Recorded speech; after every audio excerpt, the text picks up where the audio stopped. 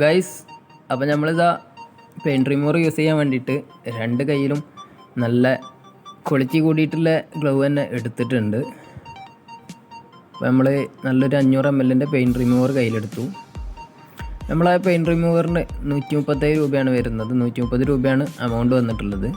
500 ml ബോട്ടിലാണ് നമ്മൾ use ചെയ്യാൻ ഉപയോഗിക്കുന്നത്.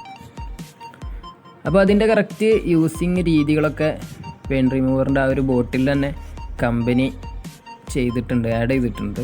അപ്പോൾ അത് നോക്കി നമ്മൾ കറക്റ്റ് യൂസ് ചെയ്താൽ മതി. നമ്മളെന്തായാലും ഇതിൻ്റെ ബോട്ടിലൊന്ന് തുറന്ന് നോക്കാം.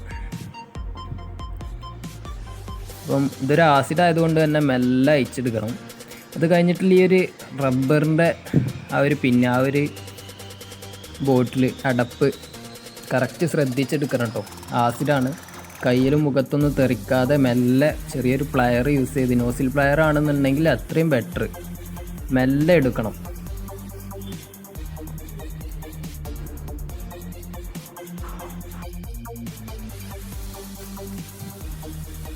പ്ലയർ ഉപയോഗിച്ചിട്ടൊന്നും അത് കിട്ടുന്നില്ല. അപ്പോൾ നമ്മൾ ചെറിയൊരു സ്ക്രൂ ഡ്രൈവർ യൂസ് ചെയ്ത് എടുത്തു. നമ്മളിത് ചെറിയൊരു ബോട്ടിൽ എടുത്തിട്ടുണ്ട്, അത് ഒഴിക്കാൻ വേണ്ടിയിട്ട്. ബോട്ടിലേക്ക് കുറച്ച് ഒഴിച്ചാൽ മതി കേട്ടോ. കുറച്ചീച്ച നമുക്ക് ഒഴിച്ചിട്ട് ആവശ്യത്തിന് യൂസ് ചെയ്താൽ മതി.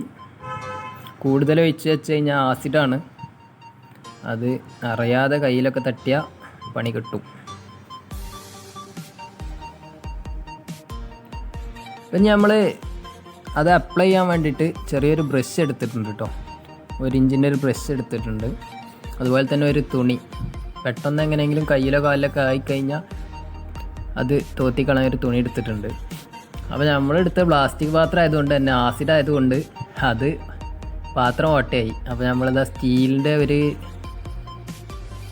ഇത് കട്ട് ചെയ്തെടുത്ത് അതിലേക്ക് ഒഴിച്ചിട്ടുണ്ട്. നമ്മളെ പാത്രത്തിൻ്റെ അവസ്ഥ അതിൻ്റെ ബാക്ക് ഭാഗം ഞാൻ കാണിച്ചു തരാം. ബാക്ക് ഭാഗത്തൊക്കെ കണ്ടമാനം ദ്വാരങ്ങൾ വന്നിട്ടുണ്ട് കേട്ടോ, ആസിഡ് ആയതുകൊണ്ട് തന്നെ. അപ്പോൾ എടുക്കുന്നവർ സ്റ്റീലിൻ്റെ പാത്രം എടുക്കുക. അപ്പോൾ നമ്മളിതാ ഈ ഒരു സൈക്കിളാണ് ഇപ്പം പെയിൻറ്റ് റിമൂവ് ചെയ്യാൻ നോക്കുന്നത്. അതായത് കമ്പനി പെയിൻറ്റിൻ്റെ പുറമെ അതിന്മേൽ വൈറ്റ് പെയിൻറ്റ് അടിച്ചിട്ടുണ്ട്. അപ്പം 2-3 കോട്ട് നമുക്ക് അതിന്മേൽ റിമൂവ് ചെയ്തെടുക്കേണ്ടി വരും. കുറച്ച് അത്യാവശ്യം പണി തന്നെ ഉണ്ട്.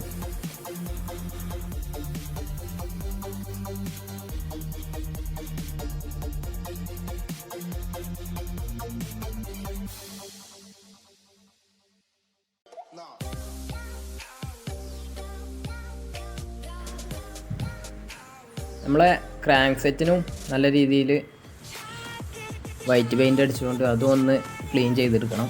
അപ്പം ക്രാങ്ക് സെറ്റിലും നല്ല രീതിയിൽ പെയിൻറ്റ് റിമൂവർ അപ്ലൈ ചെയ്ത് കൊടുക്കുക.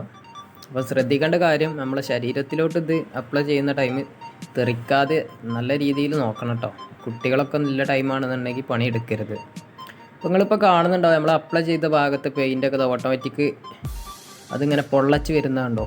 വിരൽ കൊണ്ട് നീക്കി കഴിഞ്ഞാൽ അത് നീങ്ങിപ്പോരുന്നതൊക്കെ കാണാൻ കഴിയും. കറക്റ്റ് കണ്ടോ, പൊള്ളച്ച് ഇങ്ങനെ വരുന്നത്. ആസിഡ് ആ ഒരു തട്ട് ടൈം തന്നെ പെയിൻറ്റ് കോലം മാറി തുടങ്ങി, റിയാക്ഷൻ വന്ന് തുടങ്ങിയിട്ടുണ്ട്.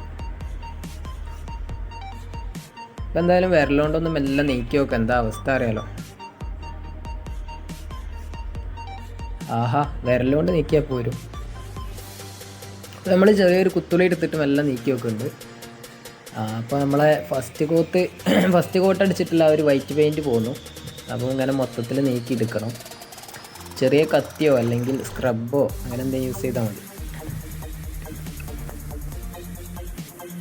അപ്പോൾ നമ്മളിത് വീട്ടിലെ ഒരു സ്ക്രബ് എടുത്തിട്ടുണ്ട്. ആ സ്ക്രബിൻ്റെ കൂടെ ചകിരിത്തുപ്പും കൂട്ടി പിടിക്കണം കേട്ടോ. കാരണം സ്ക്രബ് മാത്രമാകുമ്പോൾ കമ്പി പൊടിഞ്ഞു പോകും. അപ്പോൾ ഇത് അങ്ങനെ വരത്തി കഴിഞ്ഞാൽ നമ്മളെ പെയിൻറ്റ് റിമൂവായി പോകുന്നുണ്ട്.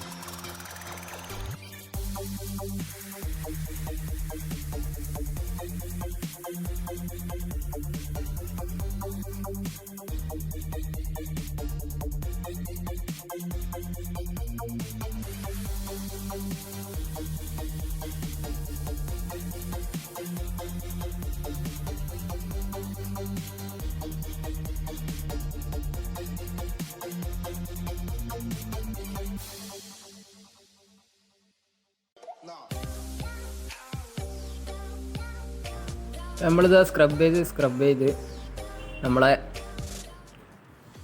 ഫ്രെയിമിൻ്റെ ഒരു സൈഡൊക്കെ മൊത്തം ഫസ്റ്റത്തെ കളർ വന്നിട്ട് ആ ഒരു സ്റ്റീൽ കളർ വരുന്നത് നിങ്ങൾ കാണുന്നുണ്ടാവും. ഞാൻ വീഡിയോ ലെങ്ത്ത് കൂടാതെ വെക്കാൻ വേണ്ടിയിട്ട് ഒരു സൈഡ് മാത്രം സ്ക്രബ് ചെയ്ത് വരികയാണ്. വൈറ്റ് കളർ പോയി. വൈറ്റ് കളർ അത്യാവശ്യം നല്ല കട്ടിയിൽ കൊടുത്തിട്ടുണ്ടായിരുന്നു. നല്ല ടൈം എടുത്തു അത് കളയാൻ. സാധാരണ നോർമൽ പെയിൻ്റ് ആണെങ്കിൽ സിമ്പിളായിട്ട് കളയാൻ കഴിയും. അപ്പോൾ എല്ലാവരും കുട്ടികളൊക്കെ ഇല്ലാത്ത ഏരിയകളിൽ വെച്ചിട്ട് ഈ ആദ്യം വർക്ക് എടുക്കുക, ശ്രദ്ധിച്ച് വർക്ക് എടുക്കുക. അപ്പം ഇനിയും പുതിയ വീഡിയോകളുമായി നമുക്ക് വീണ്ടും കാണാം.